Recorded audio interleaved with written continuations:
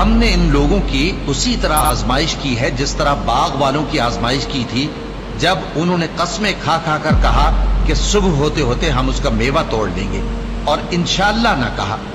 सो वो अभी सो ही रहे थे कि तुम्हारे परवरदिगार की तरफ से रातों रात उस पर एक आफत फिर गई, तो वो ऐसा हो गया जैसे कटी हुई खेती। फिर जब सुबह हुई तो वो लोग एक दूसरे को पुकारने लगे कि अगर तुमको काटना है तो अपनी खेती पर सवेरे ही जा पहुंचो। सो वो चल पड़े और आपस में चुपके चुपके कहते जाते थे कि आज वहां तुम्हारे पास कोई फकीर ना आने पाए, और कोशिश के साथ सवेरे ही जा पहुंचे, गोया पैदावार पर कादिर हैं।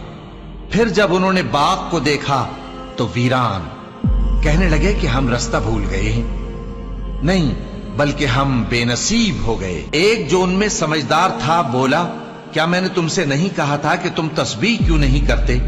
दूसरे कहने लगे कि हमारा परवरदिगार पाक है, बेशक हम ही कसूरवार थे। फिर लगे एक दूसरे की तरफ रुख करके मलामत करने, कहने लगे हाय शामत, हम ही हद से बढ़ गए थे। उम्मीद है कि हमारा परवरदिगार इसके बदले में हमें इससे बेहतर बाग इनायत करे। हम अपने परवरदिगार की तरफ रुजू करते हैं। देखो अजाब यूं होता है और आखिरत का अजाब सबसे बढ़कर होगा। काश ये लोग जानते होते।